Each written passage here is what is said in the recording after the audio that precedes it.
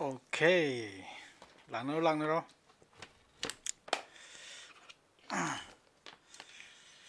Lại đi lạc bằng ngay lại hay biết đó. Yên sĩ.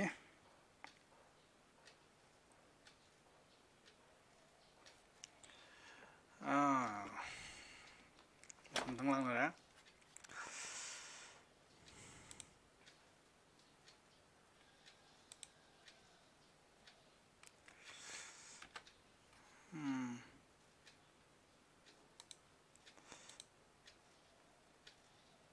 I should come in to pick it. Good morning. Prince D.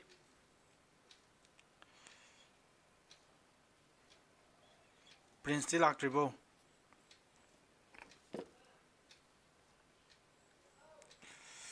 Lạc đi comment naman to pipiro. Kung may tipong to kumsa pa to. Rosni la.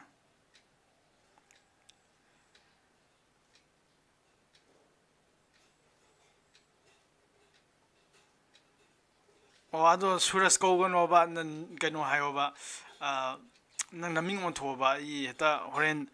comment di tu niya dudeta noi mayam yam bani na ko ita ngawe ba. Andar ba. Aduna kano taong na buhono ba. Mingdo noi dagi na ro ado. Nang account di pack pa kay jorge. Ngasi nong makatang giro. Devina la. Prince lak trimali Prince kai sa karage.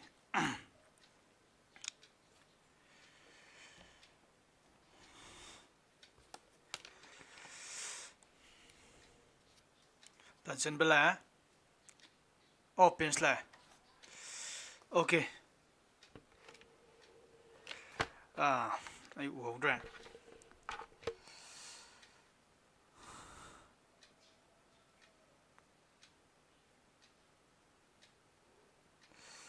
Oh, yara dudi yung ay nga si kano mahaya. No hantak India thadu mayam yawi ko November thadu may Prince thadu ngani adagi Zakir di hantak from thajin gizara aduga maruina kano thadu ngani akoi Niras thaduni Nires thaduni Boinau thaduni ayamba nupa ayamba di hantak India thaduni ko ado comment amam ta pirone noi nupa ayamba nupi gidi tharoidamina hire Oh, Prince handak tharoi ado nupa yambadi thaduni ado na handak thagadu bangai aidi Nires oh Nirasu mathang lo kaino hantam da thajin hawdro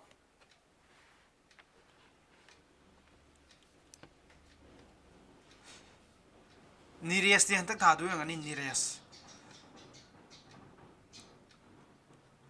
ya Avinas kawe Avinas thaduni ado Avinas oina hangage wahangje Avinas hawji waham dangge na hantak thadu je nang kamai da phau du man bro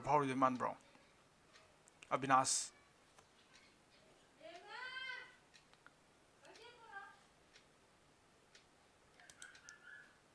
phau du man bro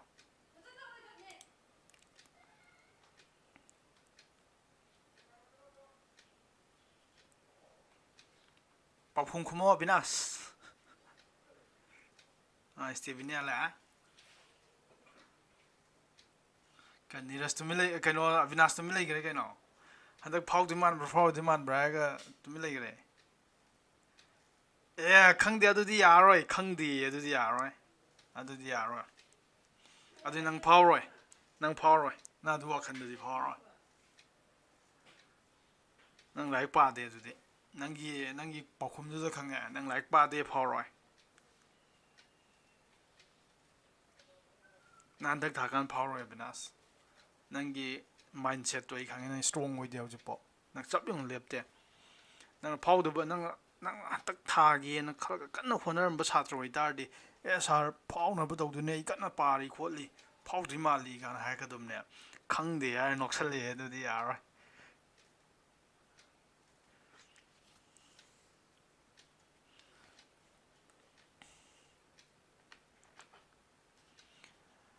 yare horase du di ꯑꯩꯈꯣꯏ ꯉꯔꯥꯡꯕꯨꯛꯇ ꯀꯩ ꯇꯧꯈ꯭ꯔꯦ ꯉꯔꯥꯡꯕꯨꯛꯇ ꯔꯦꯗꯤꯌꯥꯟꯒ ꯀꯩꯅꯣꯒꯤ ꯈꯦꯠꯅꯕ ꯇꯧꯈ꯭ꯔꯦ ꯑꯗꯣ ꯀꯣꯏꯁꯟ ꯑꯅꯤ ꯈꯛꯇꯪ ꯋꯥꯠꯄꯅꯤꯀꯣ ꯀꯣꯏꯁꯟ ꯑꯅꯤꯗꯣ ꯑꯩꯁꯤꯗ ꯊꯨꯅ ꯍꯣꯠꯇꯣꯛꯁꯤꯀꯣ ꯀꯣꯏꯁꯟ ꯑꯅꯤꯗꯣ ꯏꯔꯥꯏ ꯂꯥꯏꯕ ꯀꯣꯏꯁꯟ ꯑꯍꯨꯝꯂ ꯀꯩꯅꯣ ꯋꯥꯠꯄꯅꯤ ꯏꯔꯥꯏ ꯂꯥꯏꯕ ꯀꯣꯏꯁꯟ ꯉꯥꯛꯇꯅꯤ ꯌꯥꯝ ꯊꯨꯅ ꯍꯣꯠꯁꯤ ꯑꯩ ꯑꯗꯨꯗ ꯃꯇꯝ ꯃꯥꯡꯍꯟꯅꯤꯡꯗꯦ ꯀꯩꯒꯤꯅꯣ ꯍꯥꯏꯀꯥꯟꯗ ꯀꯩꯁꯨ ꯏꯝꯄꯣꯔꯇꯦꯟ ꯑꯣꯏꯗꯕ ꯄꯣꯠꯅꯦꯕ ꯑꯗꯨꯗ ꯑꯩ ꯃꯇꯝ ꯁꯨꯡ ꯃꯥꯡꯍꯟꯅꯤꯡꯗꯦ ꯑꯩ ꯌꯥꯔꯦꯀꯣ ꯑꯗꯨꯗ ꯑꯩ ꯃꯇꯝ ꯃꯥꯡꯍꯟꯅꯤꯡꯗꯦ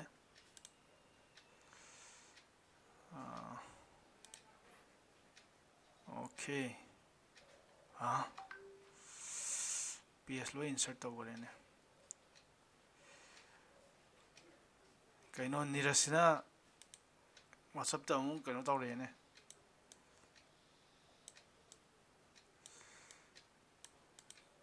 ꯀꯔꯤꯅꯣ ꯄꯤ ꯗꯤ ꯑꯦꯐ ꯁꯤꯕꯣ ꯑꯣꯀꯦ ꯁꯤ ꯂꯣꯏ ꯂꯩ ꯂꯩꯔꯝꯃꯦ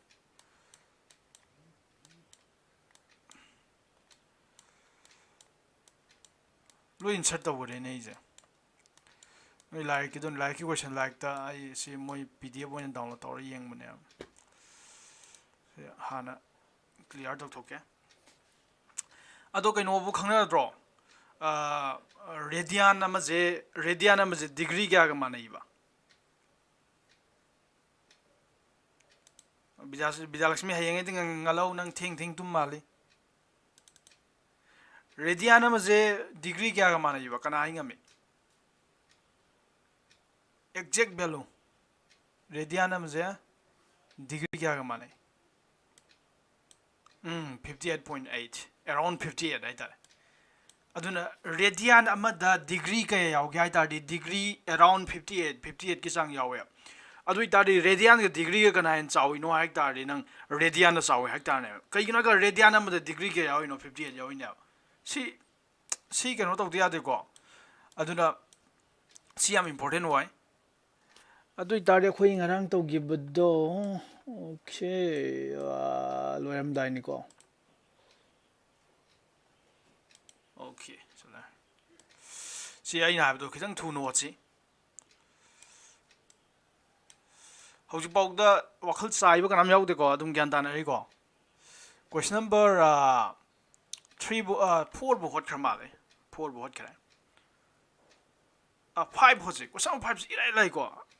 ꯍꯣꯠꯇ꯭ꯔꯁꯨ ꯅꯣꯏꯅ ꯑꯗꯨꯝ ꯇ꯭ꯔꯥꯏ ꯇꯧꯕ ꯌꯥꯕ ꯄꯣꯠꯅꯤꯀꯣ ꯁꯦ ꯀꯣꯏꯁꯟ 5ꯁꯦ ꯑꯗꯣ ꯀꯣꯏꯁꯟ 5ꯁꯦ ꯑꯩ ꯍꯣꯠꯂꯒꯦꯀꯣ ꯀꯣꯏꯁꯟ 5ꯅ ꯍꯥꯏꯁꯦ in a circle of diameter 40 diameterꯅ 40 ꯑꯣꯏꯕ ꯁꯥꯔꯀꯜ ꯑꯃꯗ ꯅꯪ ꯁꯥꯔꯀꯜꯗꯨ ꯌꯦꯛꯄꯤꯔꯣ ꯁꯨꯃꯥꯏꯅ ꯅꯪ ꯁꯥꯔꯀꯜꯗꯨꯁꯨ ꯂꯩꯔꯦ ꯌꯥꯔꯦꯀꯣ ꯑꯗꯣ diameter 40 ꯍꯥꯏ ꯇꯥꯔꯗꯤ ꯃꯥꯒꯤ ꯔꯦꯗꯤꯌꯁ ꯀꯅꯥ ꯑꯣꯏꯗꯣꯏꯅꯣ ꯔꯦꯗꯤꯌꯁꯇꯣ diameter 40 ꯍꯥꯏ ꯇꯥꯔꯗꯤ ꯃꯥꯒꯤ ꯔꯦꯗꯤꯌꯁꯇꯣ ꯀꯌꯥ ꯑꯣꯏꯔꯅꯤ 20 ꯑꯣꯏꯔꯅꯤ ꯁꯤꯕꯨ ꯌꯥꯅꯤꯡꯉꯦꯀꯣ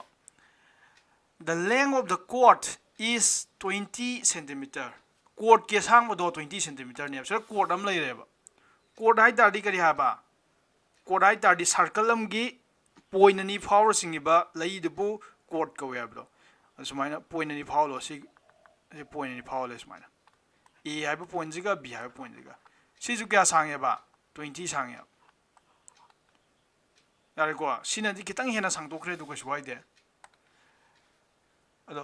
ꯑꯗꯨ ꯑꯣꯏꯇꯥꯔꯗꯤ ꯀꯣꯔꯠ ꯍꯥꯏ ꯇꯥꯔꯗꯤ ꯀꯣꯔꯠꯁꯤꯗꯤ ꯀꯩꯅꯦꯕ ꯑꯗꯨꯝ ꯅꯪ ꯔꯦꯗꯤꯌꯁ ꯑꯗꯨꯝ ꯌꯦꯛ ꯌꯥꯗꯣꯔꯝꯅꯤ ꯁꯤꯁꯨ ꯑꯗꯨꯝ 20 ꯑꯣꯏꯔꯅꯦ ꯌꯥꯔꯦꯀꯣ 20 ꯑꯣꯏꯔꯦ ꯀꯣꯔꯠꯇꯣ 20 ꯁꯥꯡꯉꯦ ꯍꯥꯏꯔꯦ ꯑꯗꯨꯒ ꯔꯦꯗꯤꯌꯁ ꯑꯅꯤꯗꯣ 20 ꯑꯣꯏꯔꯦ ꯌꯥꯔꯦꯀꯣ ꯀꯩꯒꯤꯅꯣ ꯍꯥꯏ ꯀꯥꯟꯗ ꯗꯥꯏꯃꯤꯇꯔ 40ꯅꯤ ꯄꯤꯔꯝꯃꯕꯅꯤꯅ ꯑꯗꯨ ꯑꯣꯏꯇꯥꯔꯗꯤ ꯀꯣꯏꯁꯟ ꯍꯪꯉꯤꯁꯦ ꯀꯩꯅꯣ find the length of the minor arc of the chord ꯍꯥꯏꯕ ꯁꯤ ꯀꯣꯔꯠꯁꯤꯅ ꯑꯥꯔꯛ ꯑꯃ ꯁꯦꯝꯒꯅꯤꯅ ꯑꯥꯔꯛꯇꯤ ꯑꯥꯔꯛ ꯍꯥꯏ ꯇꯥꯔꯗꯤ ꯄꯥꯔꯠ ꯑꯣꯐ ꯗ ꯁꯥꯔꯀꯜ ꯍꯥꯏꯕꯅꯤ ꯑꯥꯔꯛ ꯍꯥꯏ ꯇꯥꯔꯗꯤ ꯁꯤ ꯔꯦꯠꯀꯤ ꯄꯣꯔꯁꯟꯁꯦ ꯁꯤꯒꯤ ꯑꯥꯔꯛꯁ ꯌꯥꯔꯦꯀꯣ ꯃꯥꯏꯅꯔ ꯑꯥꯔꯛꯅꯤ ꯁꯤꯁꯤꯅ ꯃꯥꯏꯅꯔ ꯑꯥꯔꯛꯅꯤ ꯑꯗꯨ ꯒ꯭ꯔꯤꯟꯁꯤꯒꯤ ꯂꯦꯝꯍꯧꯔꯤꯕꯁꯤꯅ ꯃꯦꯖꯔ ꯑꯥꯔꯛ ꯍꯥꯏꯗꯨꯅꯤ ꯁꯤꯒꯤ ꯃꯥꯏꯅꯔ ꯑꯥꯔꯛ ꯁꯤꯒꯤ ꯀꯣꯔꯠ 20 ꯁꯥꯡꯕ ꯀꯣꯔꯠꯁꯤꯅ ꯁꯦꯝꯕ ꯃꯥꯏꯅꯔ ꯑꯥꯔꯛꯁꯦ ꯁꯤꯁꯤꯒꯤ ꯑꯁꯥꯡ ꯄꯨꯊꯣꯛꯑꯣ ꯑꯗꯨ ꯁꯤꯗꯤ ꯏꯔꯥꯏ ꯂꯥꯏꯔꯦ ꯅꯪ ꯀꯃꯥꯏꯅ ꯏꯔꯥꯏ ꯂꯥꯏꯔꯦ ꯈꯪꯗꯅꯣ ꯀꯃꯥꯏꯅ ꯏꯔꯥꯏ ꯂꯥꯏꯔꯦ ꯈꯪꯗꯅꯣ ꯅꯪ ꯀꯩꯅꯣꯗ ꯑꯩꯈꯣꯏꯒꯤ ꯀꯔꯤ ꯍꯥꯏꯕ ꯑꯩꯈꯣꯏ ꯔꯦꯗꯤꯌꯥꯟ ꯑꯦꯡꯒꯜ ꯏꯟ ꯔꯦꯗꯤꯌꯥꯟ ꯊꯦꯇꯥꯁꯤ ꯀꯔꯤꯒ ꯃꯥꯟꯅꯩꯕ ꯅꯪ ꯐꯣꯔꯃꯨꯂꯥꯒꯤ ꯃꯇꯨꯡ ꯏꯟꯅ L by Lꯁꯦ ꯑꯥꯔꯛ ꯂꯦꯡ ꯍꯥꯏꯕꯅꯤꯀꯣ L ꯍꯥꯏꯕꯦꯠꯇ꯭ꯔꯗꯤ ꯑꯥꯔꯛ ꯂꯦꯡꯅꯤ ꯁꯤ L ꯀꯧꯔꯣ L by Rꯒ ꯃꯥꯟꯅꯩꯕ ꯌꯥꯔꯦꯀꯣ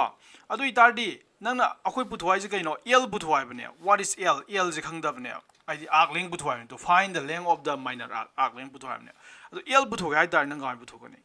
L 부토게 하이다르디 능 테타가 R가 칸가디 L 부토빠 라이 나트로 아도 능 R 디 칸게 R 디 radius 디 20네 칸게 테타 디 칸브라 테타 디 angle 두네 까이드 셈베 angle 시 마르크 셈베 angle 두네 시 angle 도 게야노 하이브네 테타 디나 테타 능 부토감니 까마이 부토감니 시기 triangle 젠지 용네 OAB 하이브 triangle 제 OAB 하이브 triangle 게 triangle 네바 equilateral triangle 네바 equilateral triangle ने तो कई यूनाइट का साइड हुमक सांग माने इबा अदो equilateral triangle ददी साइड हुमक त सांग माने ते साइड एंगल हुमक सु लोइ माने ने हाबदो अदो इतार दी एंगल जे 60 60 60 लोइ वरम दो ने से 60 वरम बने अदो से 60 से 60 से 60 अदो असेनी दरकार लेट्रे कोइदी सीनी जे खतन 60 सी 60 वरे अदो सिगी फॉर्मूला जे नंग माइनस 60 हाबक प याब्रा यादे कदिगिनो सिगी फॉर्मूला जदी आइना हाइगिबदो ngarang radian खतंग द वर्क तो फॉर्मूला ने अदुना नंग कदोरने सिरा 60 थंबाई मुता 60 थंबानी अदुगो रेडियन ओलम दब यादिया 60 डिग्री नि रेडियन दो ongai tardi into 1 degree aduni 1 degree di pi by 180 ga mane have yare ko adu tardi si phayam ko thana yare adu gi l gi value putho yare sira l gi value putho ngam moidro nang bosa l gi value lai putho ngam mani sira gi siang ka je holu no ko ira lai bang ka ne sibu lai da brand ya harone सिरगी नंग यल बुथोंग मोइड्रो सिर 0 नि जग थन आरनी अदि 6 क्या no 6 3 are 18 यारे को अदि पाई बेलो option नि खाइदोंना नि 20 के पुरिना नि लोरे कइनो नत्रा इराय लाइव फोन नेबा अ सुगुम ब क्वेश्चन जदि नो एग्जाम दजु हंगोय अदि कनो जु दौरोय फोर्ट पे मतम जु मांगी अदुना चौराक पदो नंग ए स्माइ फोर्ट पे याबनि अदो खंग्रा लोरे न्यादा ब्रोइन हाइजबो अदुना सिरा वार्निंग लेते please don't worry wagano sira warning ai wait are ko okay Roger ha okay next question am ngi question number 6 Larissa pin dra boina holam dabjida Larissa jma thoin mai taman mali daina holam dabjida question number 6 na is if in two circles circle ani da ba yare ko arcs of the same length circle ani habni na to in two circle ni amne circle ni han ek tho se circle ni han ek tho ji ko di sira circle am laira yare ko sira circle am laira lanchen ba gyan ta bro circle ni laira ba amane kitang chawon ji ko sin kitang chawon PL ji ko pick han man phani yam san de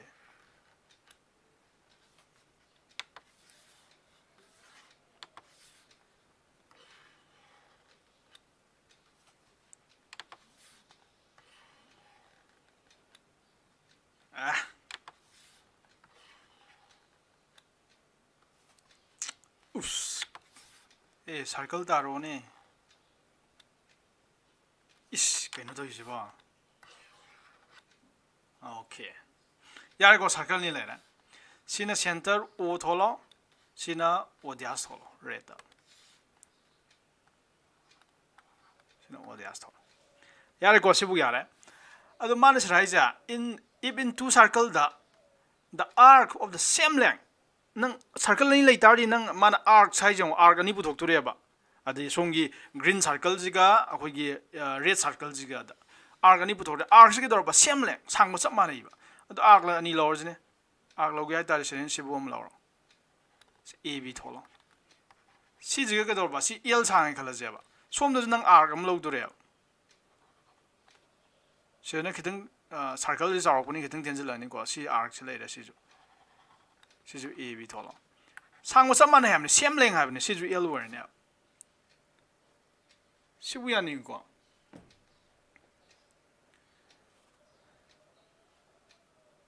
यार को same Laing ओरे को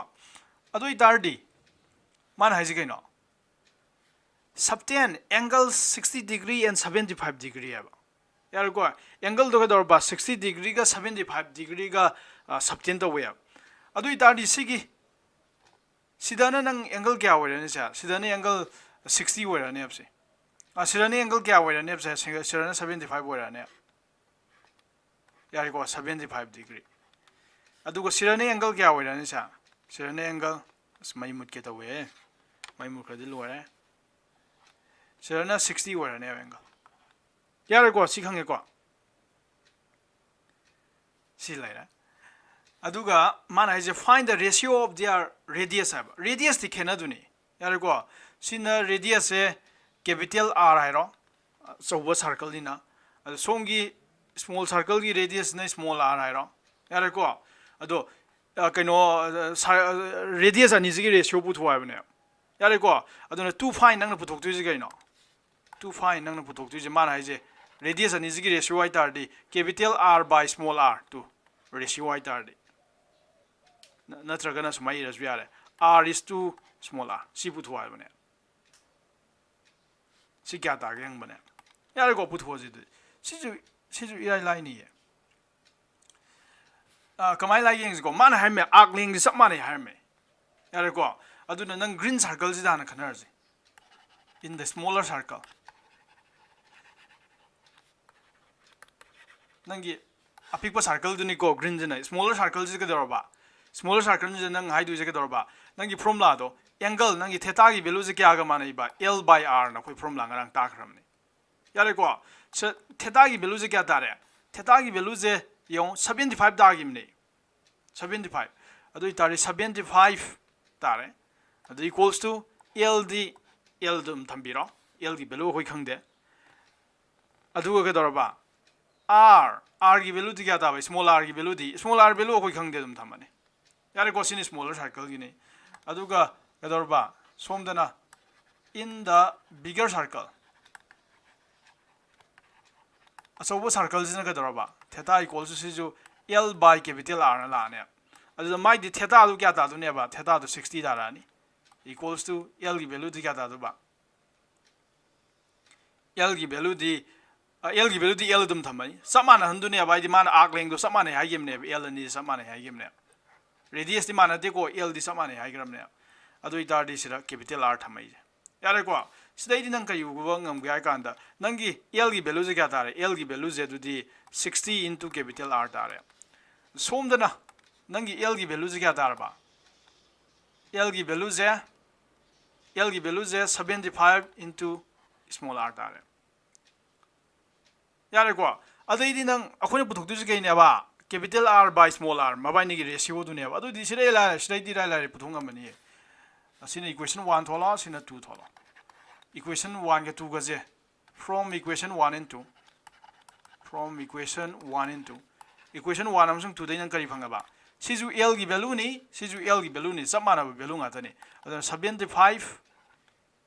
r equals to 60 r आइबो समानाइबा अदो इतारदी सोंगी R जे सोमचा करो capital R by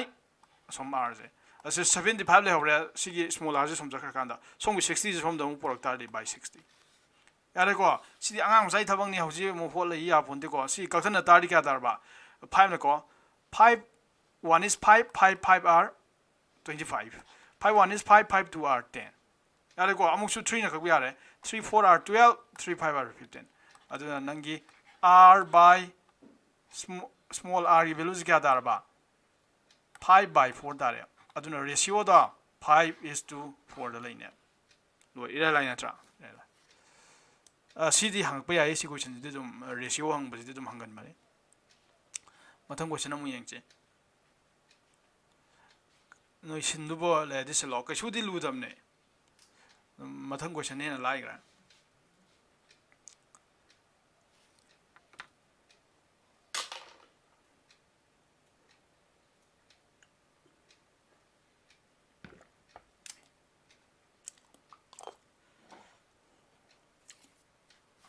Okay. Okay, question number 7 हम तो और जिक्वा.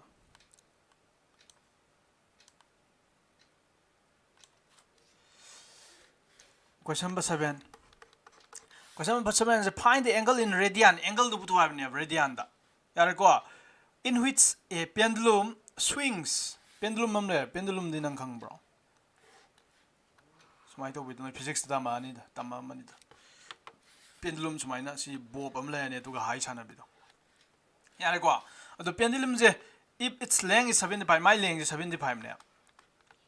75 centimeter sina O gauro sina A gauro sina B gauro yareko adu itardi the thief manage the thief describe an arc of length Roman number 1 hanosi magi thief matunduna sigi bob tuna ke doraba kano to weba describe an arc mana haitardi arc wina semni natra circle gi part khara adu itardi adu Roman number 1 haje 10 centimeter were arc length do adi sige sangba arc length ge sangbu sija arc kayam describe to ga kan 10 describe to 10 centimeter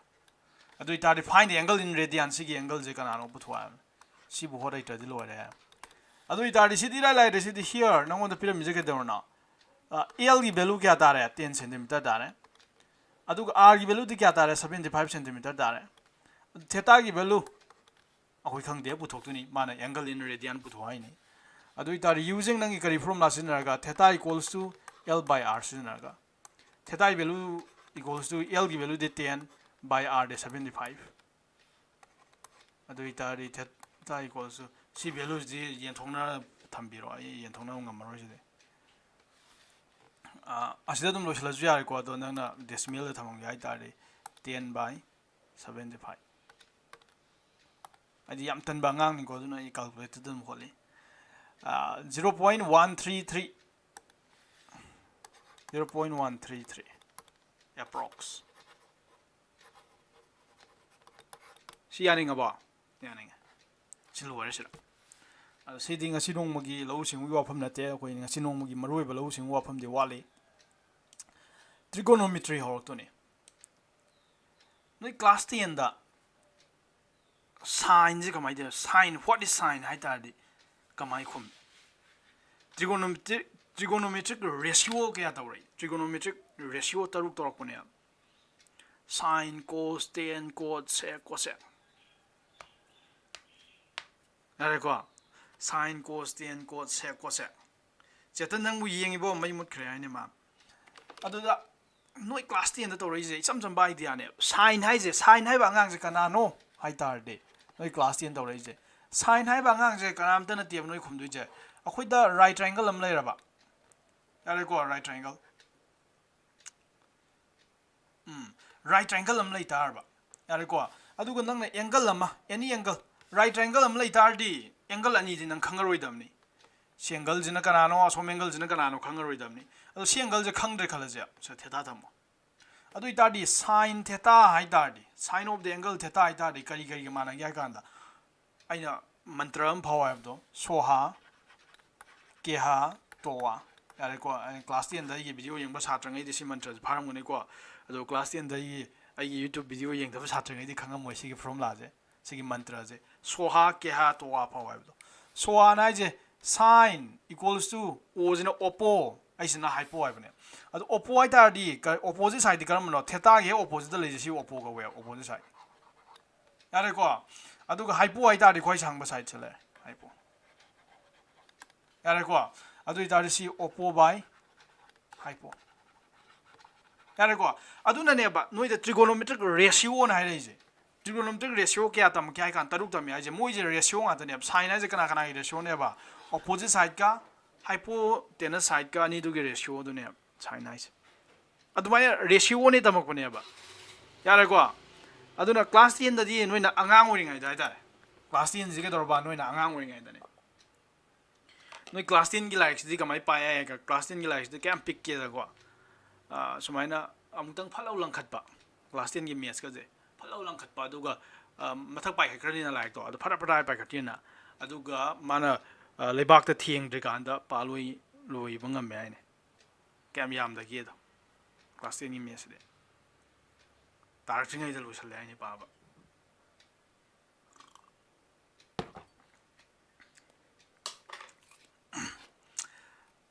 okay aduna angang ori ngai ne sa nang kaino da class 11 da 10 da di adu angang ori de kamai tam ha ba ratio ni tam ya what is sin it is a ratio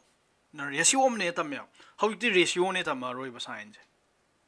angang sai thabang ne ara ne ba du di sin je kamai da function ne tam ne oi function da gre ko relation function adu sin je function nam ne tam ne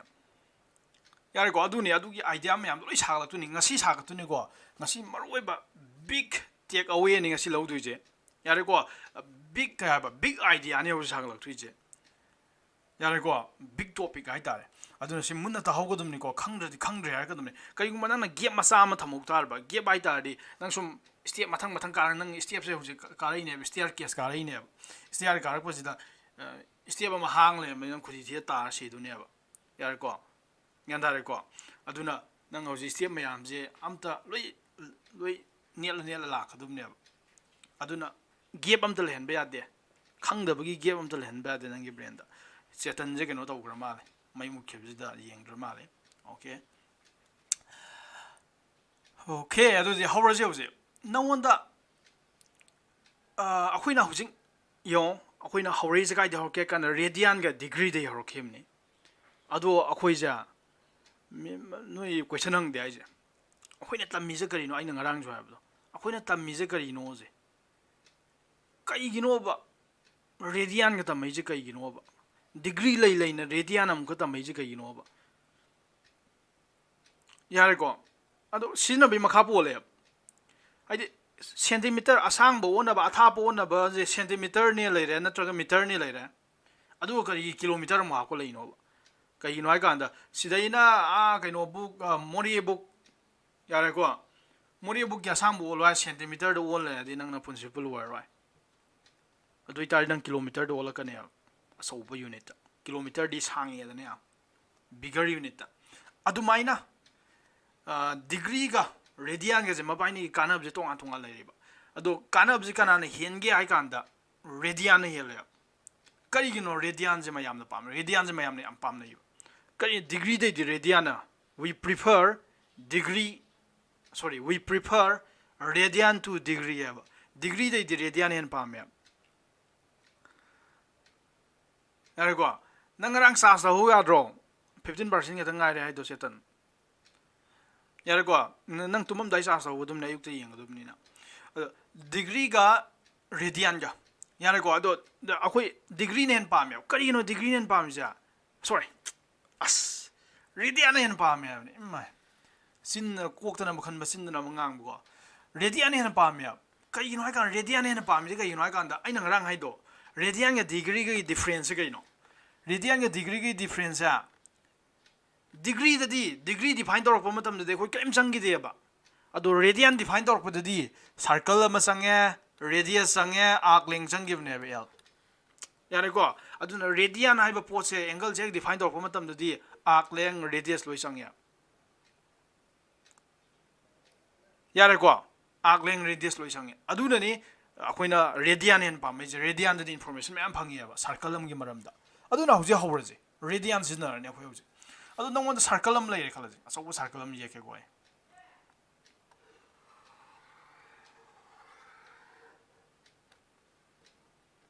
okay circle अम लेरे को चले my radius है 1 सांगन गया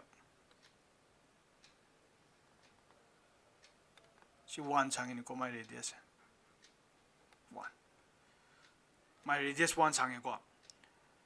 अदगी सिगी circle जे नोगी कनो the येलकपने न खल्लोब से graph ता नोई क्लास 10 द ग्राफ तोरपदो स्माइल आनी स्माइल आइदनी सी 1 वेगरमिना सोम जो 1 वेनी सिना सेंटर 0 लेरा ओ लेरा यारे को अदुगा सिलेर को सिबु यारे को अदो सिगी पॉइंट जे करी वने सी पॉइंट जे सिने x एक्सिस करो सिने x एक्सिस सिने करिने बा y एक्सिस करो यारे को सी पॉइंट जे कना वने सी पॉइंट जे 1,0 वने सी पॉइंट कयुन हाइ कान सिगी पॉइंट जे x न 1 चले y द दिम द का खत्रे 0 कना हाइ ngam सी पॉइंट जे करी वने सी पॉइंट जे करी वने कना हाइ ngam कना हम तारा वने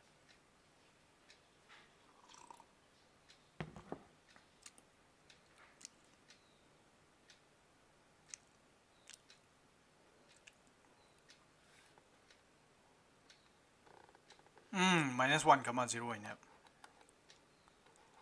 कइनो हाइ कांदा अहान बजिदी अखोइना x की वैल्यू ने हाबलो x न -1 चले y ददी 0 चले यारे को ꯑꯗꯨꯒ ꯆꯞ ꯃꯥꯟꯅꯅ ꯅꯪ ꯁꯤ ꯄꯣꯏꯟꯠꯁꯤ ꯄꯨꯊꯣꯛ ꯌꯥꯔꯦ ꯁꯤ ꯄꯣꯏꯟꯠꯁꯤꯗꯤ 0,1 ꯂꯥꯛꯑꯅꯤ ꯌꯥꯔꯦꯀꯣ ꯁꯤꯒꯤ ꯄꯣꯏꯟꯠꯁꯤ ꯀꯩ ꯂꯥꯛꯑꯅꯤ ꯁꯤꯒꯤ ꯄꯣꯏꯟꯠꯁꯤꯗꯤ 0,-1 ꯂꯥꯛꯑꯅꯤ ꯀꯩꯒꯤꯅꯣ ꯍꯥꯏꯀꯥꯟꯗ ꯁꯤꯒꯤ ꯄꯣꯏꯟꯠꯁꯦ x ꯗꯅ 0 ꯆꯠꯂꯤ y ꯗꯗꯤ 1 ꯆꯠꯂꯦꯕꯁꯦ ꯃꯊꯛꯇ 1 ꯀꯥꯈꯠꯂꯦ सिबु ज्ञान तारेको सिबु ज्ञान ताब्रो अन्त लारिसा सिबु ज्ञान ताब्रो कइनो देविका ज्ञान ताब्रो लारिसा का देविका कना बाइनी सिबु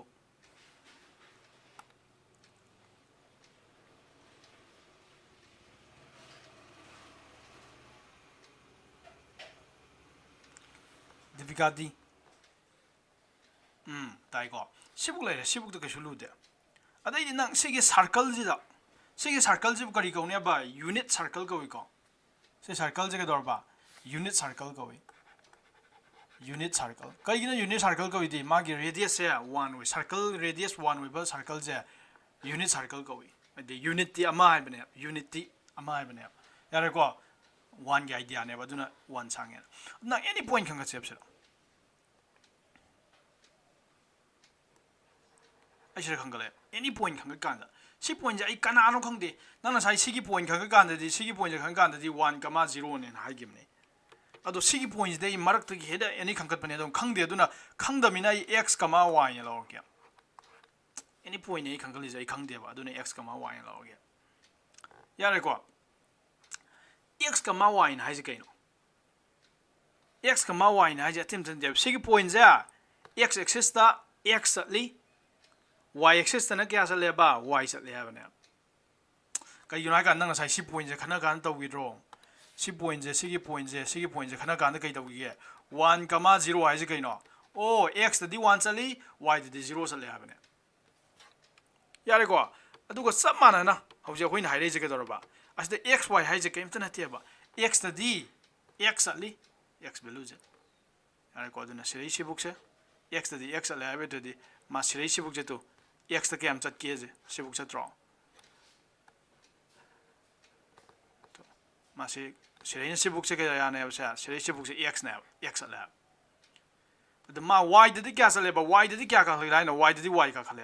सिमा पाजे थमने सिरै सिबुक से y ने सिरै सिबुक से y ने हाबे थदि सिरै सिबुक से y ने सिबुक ज्ञान दादा कना यावे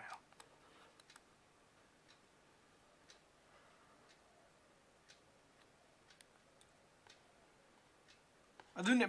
पॉइंट हाइबे अथदुने सिजे x y हाइबे अथदि x मा y हाइबे जदि x एक्सिस द x चली y एक्सिस द y चली हाबने अदुने नि सिरा तु सिरा अखोइना साइ सिरा 0,1 हाइजे तो 0,1 हाइजे सि पॉइंट जे x ता 0 चले हाइने हाइदि कइम चत्रमिना x मा पादे हेन्द्रमिना अदु y ददि 1 चले हाइने अदि 1 का खले हाइने अदु माइनस सिजु x y हाइ तादि x ता x चली y द y चले हाबने सिबु द ज्ञान ताइ लवे लंचेन ब ज्ञान ताब्रो रोशनी ज्ञान ताब्रो कमेंट का पिरोने हाइदि सिदि कइनोनिना नोइ उफंग दबिना ये नोइ तुंग्रबस खंगदे यारे को सियारे सिबु यारे को सिबु यारे अदु इतारी ना हुसि फंगिजा सि राइट ट्रायंगल नेबसे नन करिगुम सिने समजना तारदे सिना a गौरो सिना b गौरो पॉइंट नि जे यारे को पॉइंट नि जे a गौरो b गौरो यारे को अदो सी की ट्रायंगल जे OAB है ट्रायंगल जे राइट ट्रायंगल ओइराने यारे को राइट ट्रायंगल ओइरा दुना बोय सिंबल से राइट ट्रायंगल सिंबल थामे यारे को द राइट ट्रायंगल ओइर मिना नंग पाइथागोरस थ्योरम सिनारो पाइथागोरस थ्योरम सिनेबा पाइथागोरस थ्योरम ने कहा बा OB स्क्वायर हाइपोटेनस की स्क्वायर जा सी OB स्क्वायर जी कई माने बा OA स्क्वायर का प्लस BA स्क्वायर का माने यारे को अदो कना हाइगमी OB के सांग मुझे क्या ताई OB के सांग मुझे हाफ तो रमी को स्क्वायर का OB की वैल्यू क्या ताई तो OA की वैल्यू दी सिर्फ x ने आए करें x स्क्वायर प्लस AB की वैल्यू दी y ने आए करें तो y स्क्वायर है तो OB की वैल्यू दी क्या ताई करना है हमें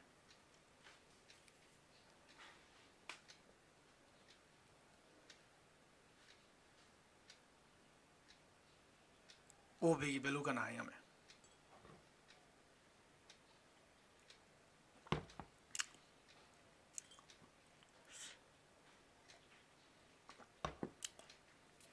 OB की वैल्यू दी 1 ने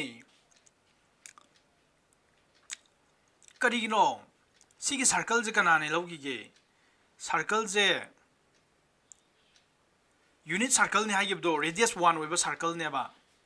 ꯑꯗꯨꯗꯤ OB 하이제 radius natro adu itari si 1 square la oidro 1 square gi value di kya ta ba 1 square gi value di 1 aduna sira 1 oin tham 1 adu nang si equation number 1 thom adu sira gi phangi se gi equation se gi phangi se kari no si equation se gi phangi se kari no nang kari hai ngam si equation se phangi se kem ta natte kari phangi hai matam da xy has the any point xy has the any point nang swai da lo razu xy adum ko ne I the xy has represent to any point represent to x below any low y aduna variable ko in xy je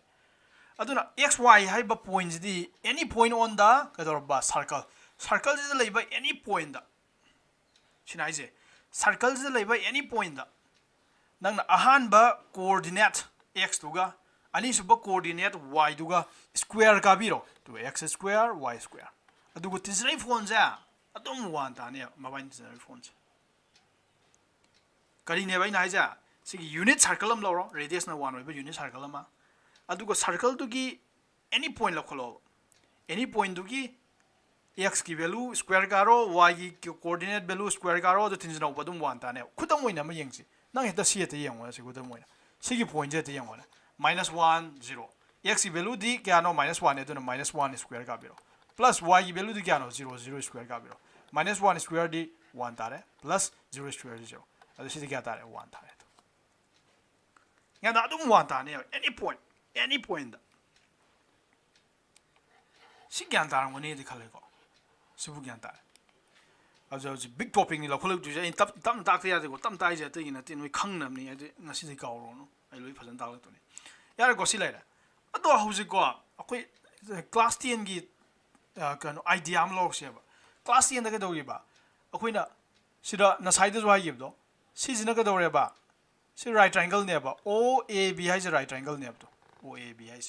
right angle A do ba ado nang na si angle je theta thon tar ba si angle theta na do angle theta di ka ri da pi ga dum ne ba radian da pi ga dum ni ai na ba do radian oi na pa me ba do यार को angle theta ने लो अदो इतारदी sin theta द बुथोक्सिने छिरा sin theta द बुथोने sin थीटा द क्या बा ओपो बाय हाइपो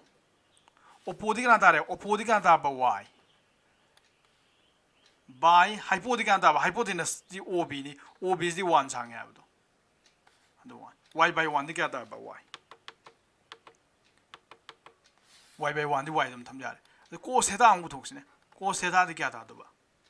cos दी के हा बदो आइना आई मंत्र दो सोहा के हा तोवा cos दी के हा है बे छदी cos equals to adjacent by hypo है बने adjacent दी क्या ता बा oa दी क्या ता बा x by hypo दी क्या ता बा hypo दी 1 दो अदो x by 1 दी x ता सिबु ज्ञान ताब्रो सिबु ज्ञान ताब्रन तारो देविका गा कनो गा लारिसा गा लंचिन बगा अदगी ngasi deni lamroi adagi nires gyandari bo ta de har ka dumni sida sidi trigonometry ne big concept ne har ko da suba idea am lokholak tu ne asuba chen sam lak tu ne aina ha noi angang ngai da trigonometry je sin har ga class 10 da di ratio ne da mai ne hojik ke dor ba suba concept am do pora du ne yam naiba concept do pora du ne duna si basic ne hojik dai je niresti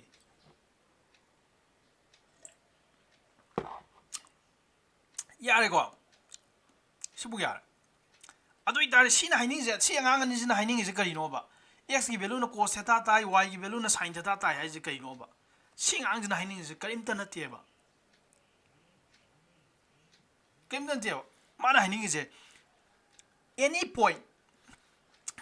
लखलो से b गो any point हम लखलेम से यारे को b गो any point हम लखलेम नंग से b गो any point हम लखले any point मागी कोऑर्डिनेट से x ने हारो अहान कोऑर्डिनेट से ना अनिसुब कोऑर्डिनेट ने y ने सिखंगम ने अदो नंगना x y ना कोऑर्डिनेट अनि लेबजा x y ꯅ coordinate ani lebja yare ko ado ahan ba coordinate x haibaja nangna karigumba atopa expression da ining darba atopa mawong da atopa maithong da ining darba x na ining dreba atopa lom da ining dardi x ki mo nang kari iba yaiba aidi atopa mawong da iba tardi theta siznaraga i gena khalak darba yare ko theta isna kana hauji b harba nangna any point ama circle ji any point b abdi x y haiba point loba matamda nangna center ga hauji point duga ani du center ga nangna center ji ga join tau tardi sigi line ji phangdu ji ob haiba line ji adu ob du na di angle ama dum sem doram ne ba sigi x axis da adu angle du ne theta ai ji adu na x ki mamai ji atopa mamai da irakpa atopa maithong olakpa ju yai ba kana sinaraga theta sinaraga x mo hota kari mana ne ba cos theta ai ne kama y mo tan kai ai ne ba sin theta ai ne ba yarba aduna sina hining je kem tan ba nangona sira any point am low ro any point am low re sira any point am low re sigi point ji ge dorba mina hangiya ahan ba coordinate to na kanano ani suba coordinate to na kanano na hangiya first coordinate to na kanano second coordinate to na kanano hare adu nangona kari piram ge hai kanda sigi point je aina p goroge ko sigi point p haiba point je ga center ga kano je khangya center ga gi center ga join tawre ko adu ga angle do kaya no ju piram ya si angle ja mana kano piram ya se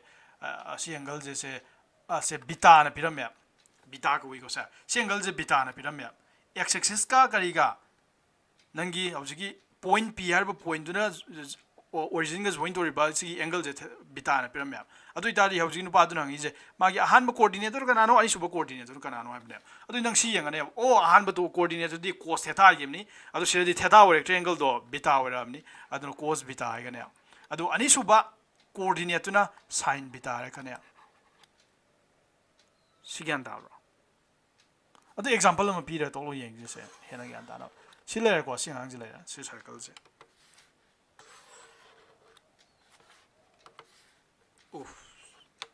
okay sile ko adu nangona angle ja sumai piramage nang point do sira piramage nang point ha p ja sira piramage ko point p ja sa khoi melak tu ni are ko adu angle ji di si angle ji ga no 90 degree ne pirame theta equals 90 degree yare ko 90 degree ne pirame adu itari hauji hangi ja hauji nu pa ji na hang tu ja no aini go ainu pa do aini go noi da hang tu ne noi da unit circle am pire radius na 1 oi ba to so ini sibuk se 1 sang ba unit circle am pire adu ga nang point any point p go bam pire ba adu p ji ga origin o ji ga samna bai lai je opi ji ga nangi x axis ka gi angle ja 90 ne pirame adu itari point p ji gi ahan ba coordinate amasung ani suba coordinate to kana no putho ba adu itar nang irai lai adu ji irai lai sine na idu je sidi irai lai he na idu je ahan ma coordinate sidi cos thambirani adu angle do thambio cos 90 ani suba coordinate sidi sin thambirani adu ga 90 thambio sina haibe thadi cos 90 ki value kya ta no ngang oi tamure class 10 da cos 90 ki value di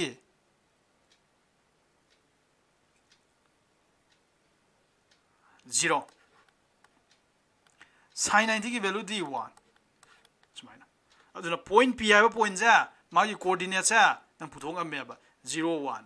अदुना knee सिगी point p जे नंग ना हुजि येंगो बा तो सलो अखोइना साइ हौगिबदा तो सिरा सिला is 0,1 हाइगे सिबुक the ज्ञान ता दब गना याव एंदा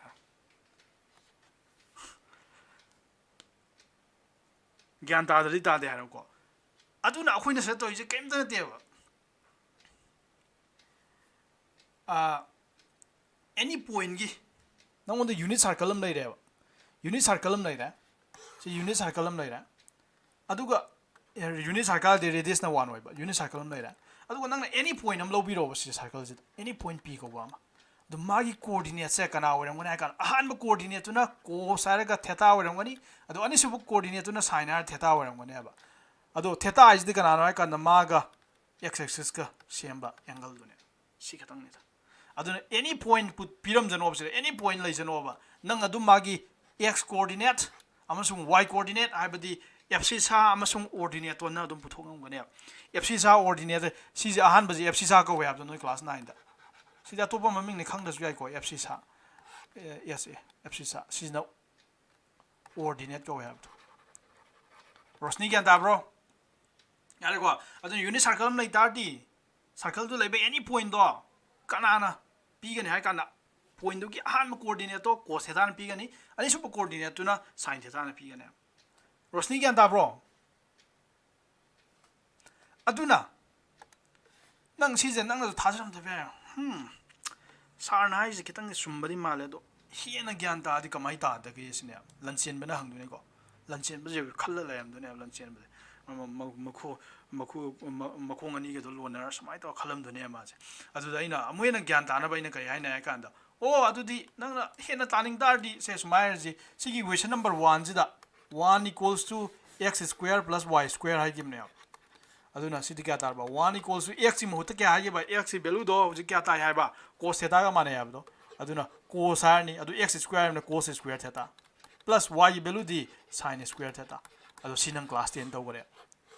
sin square theta plus cos square theta is 1 to where I see I did lunch oh na mane mami ko lang to oh I gyan hena ta ko do sibu yaribo ro lunch ba sibu yaribo vidyasagar yaribo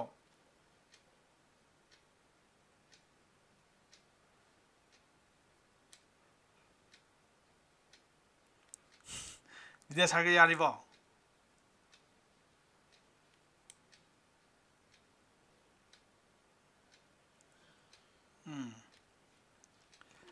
vidyasagar kaino prince na je sar point je x axis ta lawra dia ba x axis ta lawba yaye nang point je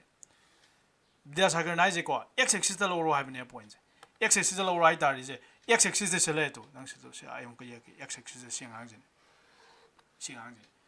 सिरा लौबा high तारदि सिगी point जे मा लौबा C point जे तो C point जे x axis दा point अनि खतंग ले दुइ जे कगिनो high काना अखोइना define तवरी point जे circle दा लेबा पॉइंट नेबा अदु नंगने x एक्सिस दा लेबा पॉइंट हाइ फनिना सर्कल गे x एक्सिस दा लेबा पॉइंट हाइ तुनेबा अदु अनि जे खतंग ने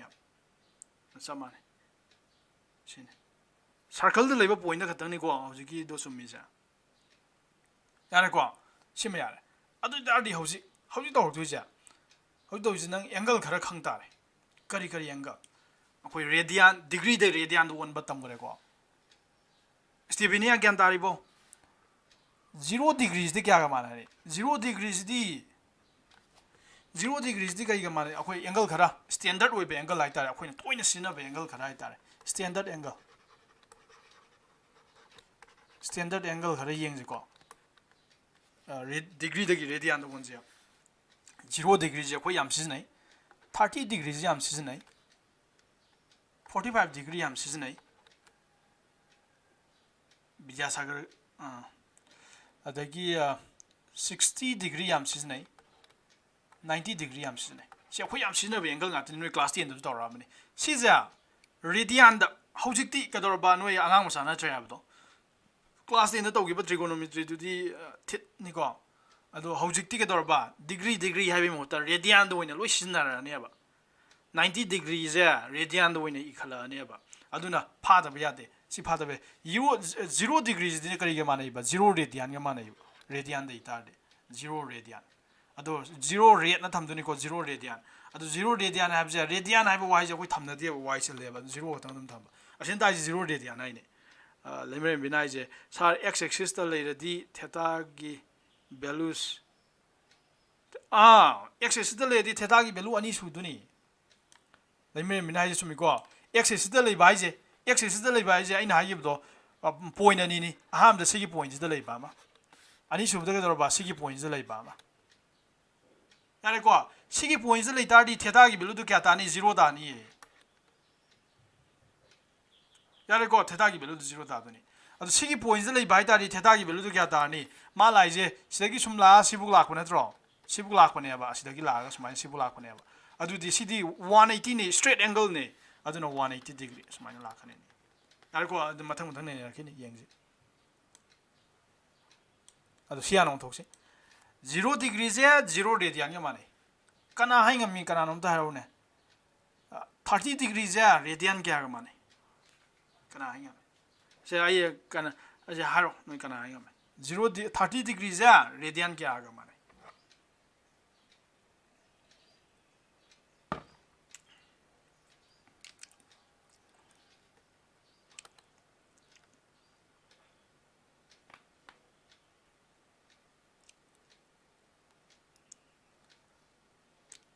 पाई बाय 6 का माने ये कनो निरसनाइज में अदो नोई कनो होय देविका ने अदगी कनो मरुइना देविका गा कनो गा रोहित अदगी करी लारिसा अदगी कनो सुषमा लेमरेम्बी कनो होइना नीरज का प्रिंस होय मोइना सचत हाइरे ना अस अखोइदि हाइते गाना खलुनो को मोइदि क्लास 11 लोइरमनि को क्लास 11 लोइरमनि नोइ नुपी मचा खरा याउजिदि कनो क्लास 11 गातनी अदुना मोइना तक तक हाइngam या खोइदि हाइngam दि गाना वखल डाउन सकने अस आई मैच हाइते गाना नते को मोइ हाना थेंगनारामनि को दुगिनि यानदारबा अनु केम अदुना मैच लौरोइ गाना खलकनु को मोइने हेना हाइ गाना मोइने हाइबा नते को 30 degree से क्या माने बा कोई रेडियन दो वनसी 30 degree दी नंग कमाई थंबा है 30 into 1 degree ना थम यार 30 into 1 degree दी रेडियन क्या माने बा रेडियन क्या माने वो पाई बाय 180 रेडियन का माने है असी कखना रे 3 न कक्ता दी 36 अदुइ तार पाई बाय 6 रेडियन ताई यार को अदुना नि मोइ म्याम ना पाई बाय 6 है यार को पाई बाय 6 45 से होजिके सब माना ना सिरा 45 होइना थमानी 45 थमानी अदु 45 ना 180 द कक्कान द को क्या दा क्या खान 4 दाबने 45 into 4 is 180 दाबने अदु पाई बाय 4 दाराने अदु 45 बाय जे पाई बाय 4 ने यारे को 60 की जो सिरा 60 डिग्री की दी सिरा 60 थमाने अब 60 ना 180 द कक्ता रे 3 दार ड्रॉ अदु पाई बाय 3 दाराने 90 की दी सिरा 90 थमाने अब सिरा 90 थमानी 90 na 180 da kakta di 2 da roi draw aduna pi by 2 la ne aduna nang ngasi da gi nangi trigonometry gi punsi science awradom ni 30 degree hectare di 30 degree hectare di 30 hectare di pi by 6 ne aga ba yare ko 45 hectare di pi by 4 ne aga ba 60 hectare di pi by 6 ne 3 ne aga ba 90 hectare di pi by 2 ado sim de khango 45 hectare di 4 na draw aduna pi 4 ne yellow aduna pi by 4 30 hectare di 6 na win yellow ba pi by 6 aduga 60 hectare di 3 ne yellow ona tai na bdo 30 hectare di 3 ne yellow tu na te ko 30 hectare di pi by 3 oi tu na te ko pi by 6 na win yellow ka ba 60 yara ga na pi by 6 oi tu na te ko 3 na win yellow ka pi by 3 90 yara na pi by 2 si pha dan ta larisa si bo pha draw larisa ga debika ga pha draw hai draw gyan ta ho bro haro na bai ni haro lanchen baga noi ho mai ro rohiti rohit singa si rohit jauge rohit ta dran kamin bro nang bo gyan ta bro rohit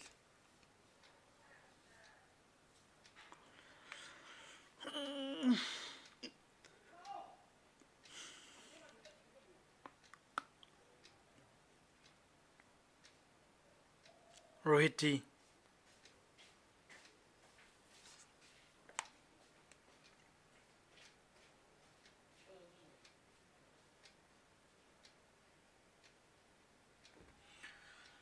why ni wanungai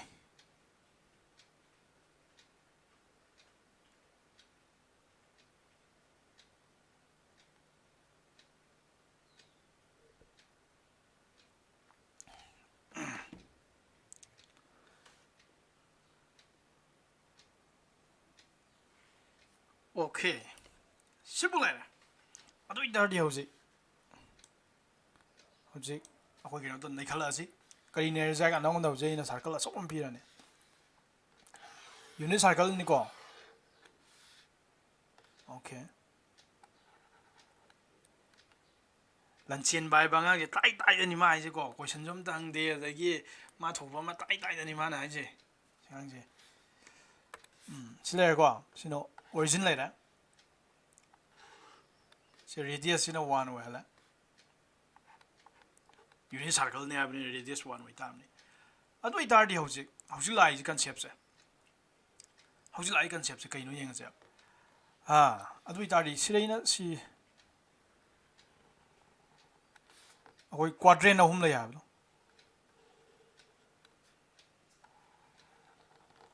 सिगी Ahaan बजिना first quadrant है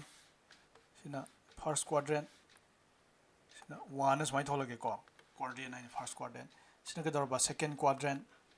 सिना के दरबा third quadrant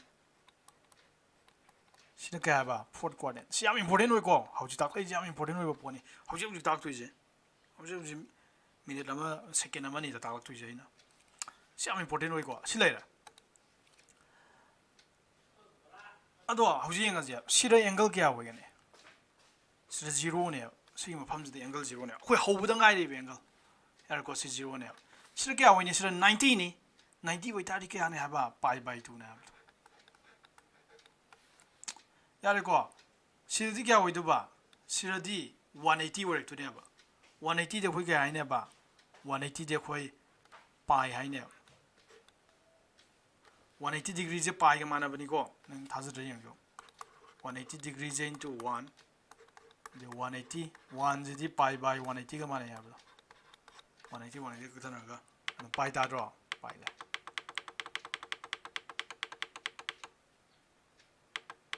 okay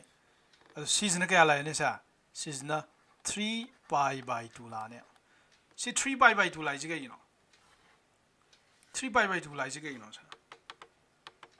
3 pi by 2 3 pi by 2 है बे pi by 2 अहुम ने हाबने शरीन सिबुक से क्या no 90 degree नत्रो है pi by 2 अमनी Shareen सिबुक सु 90 degree नत्रो pi by 2 अमनी से ओकान द pi by 2 क्या वर्क तो pi by 2 अहुम वर्क तो ने बा अदुना 3 pi by 2 है ने सिगांग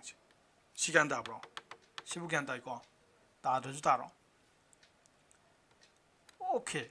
अदु इतारी हौजे हौरजे सिगी पॉइंट जे करी को गिबना साइ सिगी पॉइंट जा 0 कमा सॉरी 1 कमा 0 ने सी पॉइंट जे 1 कमा 0 ने गिमने कहीं ना काने सिगी पॉइंट जे नंग कनो थिनबा मतम दा x ददी 1 चली y ददी हम दा काखते दन y द 0 सिगी पॉइंट दि कना ने बा सिगी पॉइंट नंग हेक थिनबा मतम सी पॉइंट जा 0 कमा 1 ने बा x ददी हम दा सत्रे तो सिगी पॉइंट दि x ददी हम सत्रे y ददी 1 का खले तो y ददी 1 का खले सी 1 सांगे y ददी 1 का सी पॉइंट ना साइ क्या ना है बा सी पॉइंट ना -1 कमा 0 ने x ददी -1 चले y ददी हम दा काखत्रे सी पॉइंट का ना ने बा 0 कमा -1 ने बा x ददी केम सत्रे y ददी आई -1 कुम दरे यारे को सिनी लेस अदु इतारदी हौजी हाइरासी एनी पॉइंट लखोल वाइ गिम ने साइ दो निंजों को एनी पॉइंट लखोल सिरा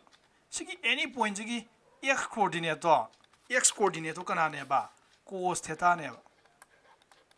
y कोऑर्डिनेट तो कना ने बा sin थीटा ने बा ना ये यारे को गन तारे को अतु इतादी हौजी नोय हाइ बुंगम्ब्रा करी high ngame cos sorry sin दे रोक्सी को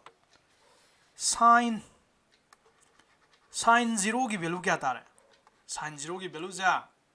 0 ताने sin 0 है काय लेबनो sin 0 है तारदी थीटा की वैल्यू तो 0 तारे में थीटा की वैल्यू 0 ताबाय तारी नंग सी मफम सी ngang जदने सी पॉइंट जदने नंग लेतु जे थीटा की वैल्यू 0 है तारे सी पॉइंट ज लेयो हाबने यारगो सी की पॉइंट दा sin की वैल्यू हंगबने सी की पॉइंट दा दी सी की हेक पॉइंट जा इन ताइबो सी की पॉइंट दा दी गदरबा सी की पॉइंट दा दी sin थीटा बे जदी अनि सुबो कोऑर्डिनेट तो नेबा सी की हेक पॉइंट दा दी तो 1 कमा 0 है जे अनि सुबो कोऑर्डिनेट अदुम 0 है दुरमने अदुननि sin 0 जे 0 ताइसे ज्ञान ताब्रो सा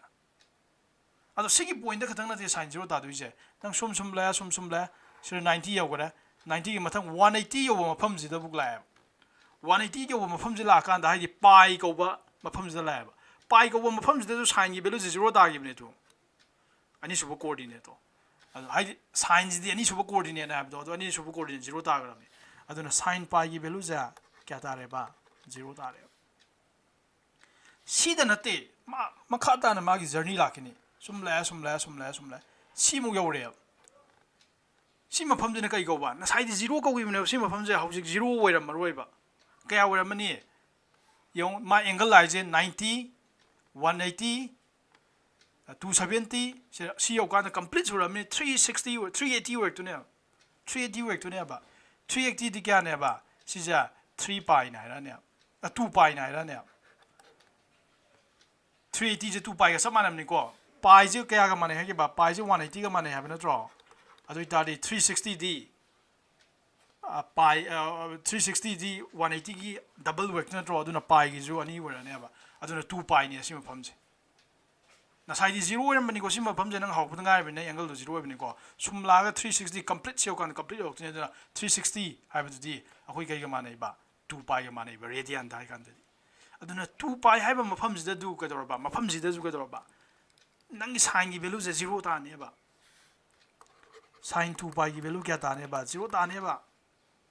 अब सीधा नते नंग मखा ताना नंग journey lie सिंगांग J सिबुक La मथंग सिबोंग you're सिबु यौकान नसाइदी सिंगांग जे पाई न कहौबनी माइ मफम जे हौजि करी कौरनी माना सि लाख मतम सिबु यौकान दा ट्वाइस पाई लेग्रामनी अदो अमु सिमुक लाइन अमा मापस लेने अब यौसे सि साइकिल अम जे पाई अमने अब से अदे सोमदा मुक सि सकान पाई अमने अब अदुना ने सि मफम यौकान दा ट्वाइस पाई ने आइदो अदो सि मफम जिना पाई ने आइदो अमुतंग सपदा पाई सिना ट्वाइस पाई अदो सि मफम जे अमुक लाखदुनि से ट्वाइस पाई लेगिबदगी अमुक मखा ताना सिबुक लाई हाइने बने हौजि आइदो अदु इतादी सिंगांग साइ पाई होबदो 3 पाई न लाने अब दो मथंग मुक से सकान क्या ताने अब 4 पाई लाने अब मथंग सि मुक सकान क्या लाने अब से सि 5 पाई लाने अब सि मथंग लाकान दा क्या तारबा 6 पाई लाने ग्यान तारबा अदुना सिगी मफम अनि जे करम करम मफम अहम द सिगी मफम जे 0 होरे मथंग पाई लाखरे अमुक चलनी कई लाखतुबा ट्वाइस पाई मथंग चलनी 3 पाई 4 पाई 5 पाई 6 पाई सुम चेंज तौर दे अदु इतादी सिगी मफम गई जिदे कदर बमा साइन दि लोई 0 ता दुने कोइ नय कांदा साइन हाइ दि सेकंड कोऑर्डिनेट तुने तो सेकंड कोऑर्डिनेट तुने यारे को सेकंड कोऑर्डिनेट तुम 0 ता दुने सिम मफम जिदा हाइबे थदि साइन के दरबा 3 पाई 0 ता ने साइन के दरबा 4 पाई 0 ता ने साइन 5 पाई 6 पाई 7 पाई लोई 0 ता ने अदुना सिम याम जा नंग जनरल ओइने थोरबा सिदि अमम तनि को इरिजा जनरल ओइने थोक्तादि कमाइ रे कने आकांदा नंग ना नै थोर यारे कमाइ ना नै थोर साइन यारे को अदुगा साइन जे फजन इगे साइन यारे को अदुगा माइ एंगल दो सी मनुंग दनि एंगल लेजे साइन आरगा एंगल दुने से sine 0 sine pi sine 4 pi sine आरगा असिगी नसाइ लेजे 0 1 सी पाई हाइजे 1 ममांग द वाल लेनि को 1 पाई 2 पाई 3 पाई 4 पाई लेगिमने साइन n पाई ना हाइरो साइन n पाई की वैल्यू जे 0 ताइबा अदु नंगी n हाइजे कनानो n हाइजे 0 दे होदुने कई नाय कांदा n जिना 0 ओइबा मतमदा साइन 0 आइने 0 अदुगा 1 2 3 dot dot dot सख्यारे अदुना n की वैल्यू जिना 0 1 2 3 आइबे जदि sine 0 sine 1 pi sine 2 pi sine 3 pi सी मयाम तो बुझदो को साइन सी वैल्यू जे 0 दम ताने सी बुक द खंग द बंगांग दो हारो देबिना ज्ञान ताब्रा देबिका ज्ञान ताब्रा नु लुइ हाइनरो ज्ञान ताइ जादि हाइनरो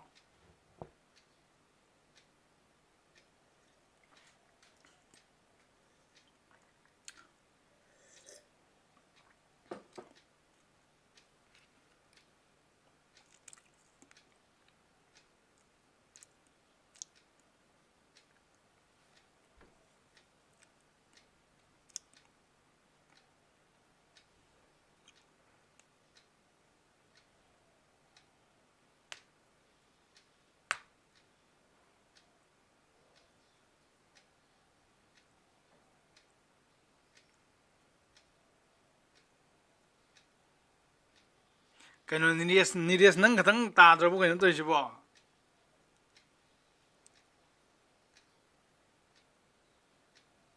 1 2 3 से काय देनो 1 2 3 से अखोइना हाबजन बने आइदि वैल्यू दो 1 2 3 न सखिने हाबा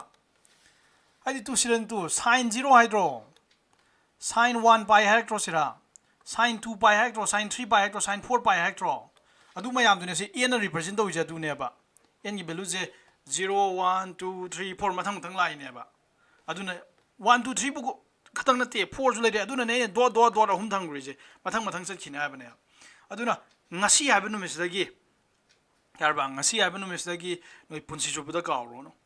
yarko hingingai kauba yadre kari kau yadre kai no yam important oiba ngasi haiba numisdagi hingingai nang hingingai kauro no kari kauro dagi ha kanda sin n pi gi value ja 0 dum tane sin n pi gi value n ja n gi value ja 0 oiba 1 oiba 2 n gi value ja 1 oiba 2 oiba 3 oiba sin n gi value ja winning boy ja no ba iban we nate n gi value winning boy ja no fraction oiba yade n gi value ja 1 by 2 oiba yade 5 by 7 ga oiba yade ko fraction oiba yade n gi value na mapum 0 1 2 3 4 wait waiting ai sin n pi gi value ja 0 tai haiba ja nang punsi da gaw ba yade nang hingi gaw ba yade hang hanura siram dai ju gaw ba yade gaw go gaw go ya amtang piram je du lo sala ya ko amtang piram je du lo sala ko 시 야미 보더니 가오야 되지 야미 보더니 왜 보니 하영 하는 거 가오야 돼 아두고 쌉만하나 호이나 따오기 봐 두고 쌉만하나 호이 코스키도 더 거냐 코스키 되가나노 코사양항이 되가나노 코사양항이 돼 아한 뭐 코디네이터네 시 아한 방항 두 코세타 사인 데 아니 수버 코디네이터 나이래 아한 버디 코스네 하기 나트로 아두 시기 코사이 방항자 0 하이바 포인트다 kya tai cos haiba ngang je sigi 0 haiba mpham jida 1 tab ne ba han ba to are ko adu nang haidu je cos 0 degree je kya ne ba 1 ne ado akoi 1 yi di pam de sai sin de jo koi 0 tab nga da thirak pa ne ba sin kya da 0 ta kya ba ne ba sin 2 pi 3 pi 4 pi de 0 ta ya ba ne ado cos ki jo koi 1 tab da thirak tu na te ko I'm sorry for this I 0 tab da thirak ka dum ne na 1 tab do ina khanjalore cos ki da di karam da 1 tar kane cos sorry 0 tar kane haba sin gi da di 0 gumba pi gumba twice pi gumba thrice pi gumba 4 pi gumba 5 pi gumba 6 pi 7 pi 8 pi sila lui 0 tar gi ne ba adu hoje cos ki da kya 0 tar kane haba cos di ge dor ba khoi gi cos di ahan ba coordinate na haba cos di ahan ba angang du ni adu na to cos 0 tar ba je nang pi by 2 ai bam pham je to 0 tar me to 아한번 코디네이션 시나 이제 cos pi by 2 기 value 0 따위 하네 pi by 2 하고 포인트다 아니 cos pi by 2 기 value 0 따위 0 디그리에 0 야래고 누가 썸만하나 마 pi by 2 0 따위 야도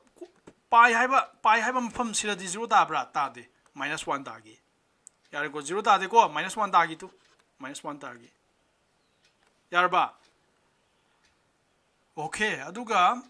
가다이 0 따이 3 pi by 2 0 따이 3 pi by 2 도 아한 코디네이션 0 따이지 아두나 마탕시라 이 아래 cos 3 pi by 2 자 0 따이 마탕디 가이 따라가네 마나 cos는 0 따이지 나 사이도 마이나 사인은 0 따바디 시강지가 0 따기네 cos이데 아두 시라 0 따라로 가다이다 시강지가 시강 아니지다 0 따라네 아두는 cos pi by 2 하래 0 따이제 cos 3 pi by 2 하래 0 따그리지 야래고 아두 마이나 마기 저니 딜레 플레이테 나사이 사인다 마 저니 랩기 되고 사인의 방향도 마탕 라가 좀 한전 라키네 좀 아두 마이나 cos 의 방향지죠 마 저니 랩때 아두 심타지 마이주 저니 이런 봐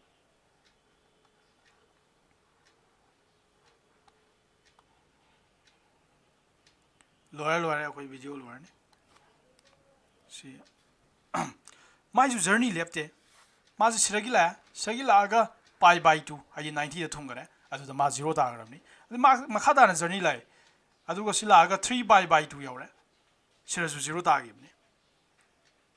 यारे को अदु को मा मखा दाना लाक्तुने बा सिबुंग लाने अदु न साइदि पाई बाय 2 होबने बा हौजिति कना वरानी हौजि कना वरनी कना आयमे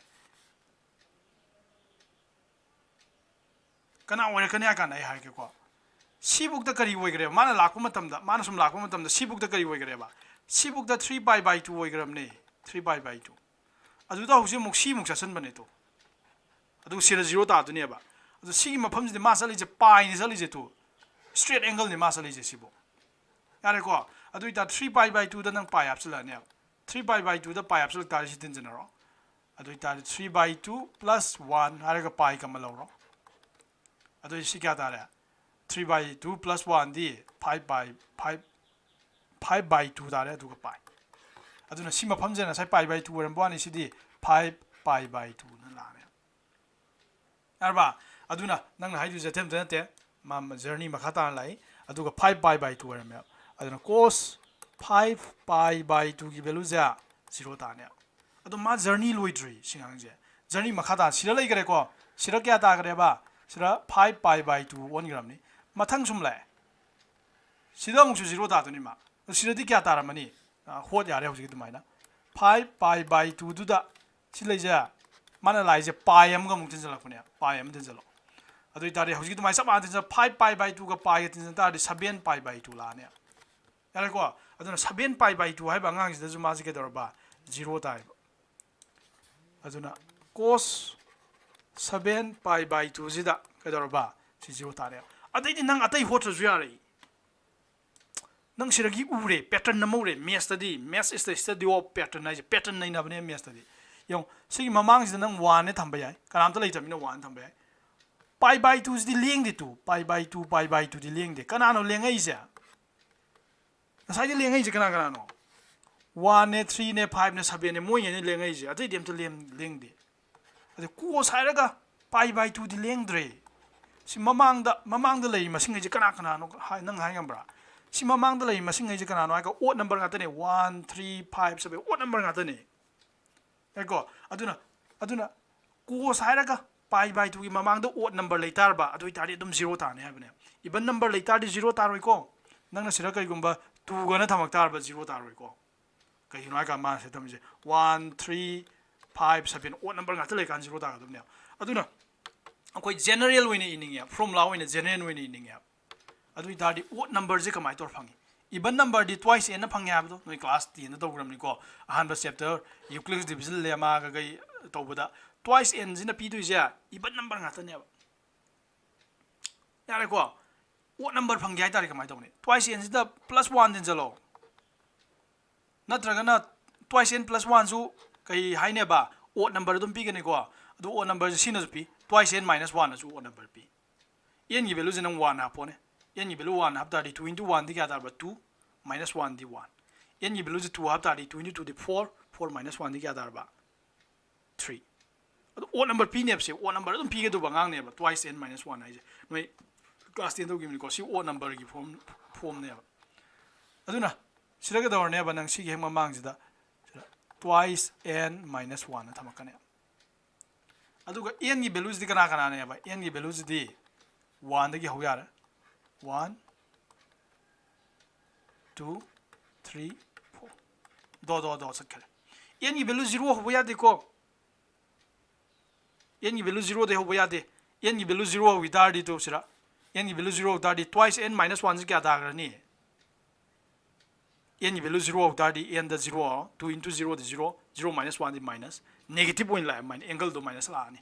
adu ya de ko 1 de ho do n gi value je 2 yauni kano susmana ai je noi ju confuse lam ko susmana ai je 2 yaw re susmana ai je 2 yaw re susmana ai je 2 yauni ye se nang thajar je ngo n gi value na 1 oi matam da ko sai ra kya tar kani ko se 2 into 1 minus 1 by pi by 2 hai be thadi se kya tar ba cos 2 into 1 di 2 tar hai 2 minus 1 di 1 tar hai aduna cos pi by 2 equals to 0 na sai do dum pop tare to na sai ahan ba pose na sai ahan bangang pop tare n gi value na 2 oi ba matam da di cos 2 into 2n hai bani to 2n minus 1 2 into 2 minus 1 pi by 2 adu itar si kya tar ba 2 into 2 di 4 4 minus 1 di 3 and 3 pi by 2 0 na sai do pop tare na sai ni so cos 3 pi by 2 equals to 0 yandar ba sa yandar ko la kaino lai mere mina kaino mjoi da sisu sumi ado aside haroge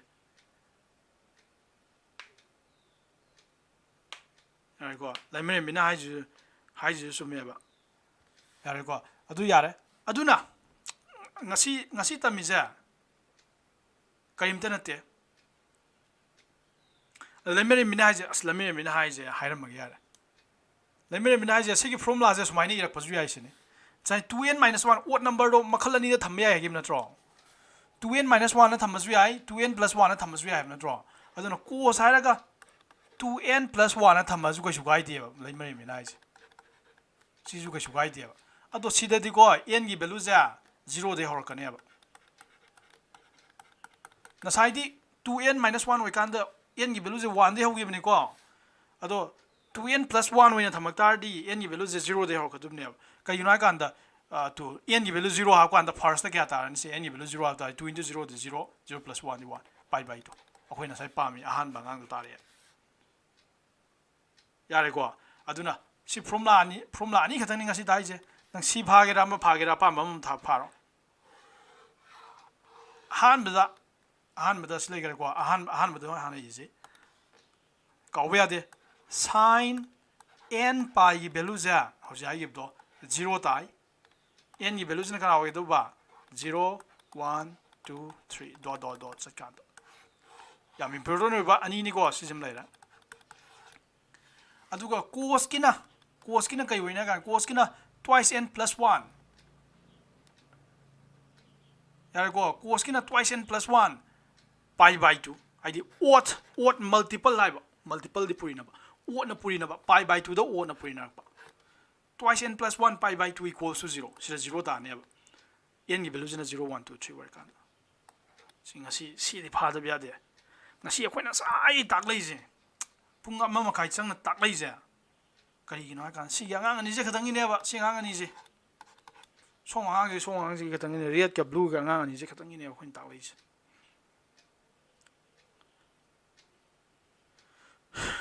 yan da ba aduna sin da sina blue ge ang ji na hainin je kem ta de sin da karam matam da 0 ta ne sin da karam matam 0 ta ne kan da pi gi mamang da pi hapo du ga pi gi mamang da ko 0 na tra 1 na tra 2 na tra 3 ani hapo ba adu da dum 0 ta ne hai bi de sin 100 pi gi value 0 ta ne sin se 33 pi gi value kya ta ne ba 0 ta ne akhoi ngasi tam mi singang ji ne adu ga rate ki angang jina hai jina kai no ai kan da cos da pi by 2 gi mamang da odd number ha pa kan da 0 ta ne adu si angang jina hai je kan tan de cos 7 pi by 2 gi value ja 0 ta ne to odd number ha pa ni ko to 7 adu nang smai tham ba dia de cos 10 pi by 2 hai la di ya de ko si 0 ta ro si 0 ta ya di la le ko kai no ai kan 10 ja odd number na te odd number ha pa sini ado singang ani ji ina abdo me punsina le ngai ka uswe ade sin da di sia po 0 tai cos da sia po 0 tai yam important ko si ka di ai nga si gi sai khana ko ngai sing am thak de in sai de mai si tang lo na de sing sim thak do loi thak trai oi is mang je ina sai tai energy me tha de ba ke no me am loi mang e khang de si ni punsi ka ya de ko ke no question mang ni si kawadron thairo anda kaminam da pinaro luiram luitikanda sigi hojiki formula ni do sin na kadai 0 tai cos na kadai 0 tai do kawang udran thairo anda piram mo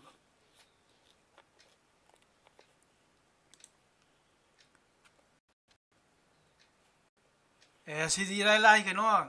si hongam dadi nang yaroi ke no niras si di lai ado si ga sin hai je ke no ni a minus b ni go si number 2 dai je a minus b ni si a minus b ni si line nam group da thagalo kana no no hosak chani objecti mathama ya gure si ho ja ro si lai po ni ado ngangai ge di concept ki thang ma ni ko quadratic kano de pyramid ba quadratic polynomial de pyramid duna hot ngangai hot ki dabji question edo ila live question ni ko thalo kawri ko punsi ki kawro no ko punsi kaw ya de hose ni do ai noi ne punsi ki kaw ki dar ba ina sai wa pung am khai sing thakwa kaw ngai ngang me am je kem kan de khon ya singai ngang me am je kem kan je kawri ko rosni kaw ko dro kawro no ko adu dinga si ki di sira lo salaji see you in the next video.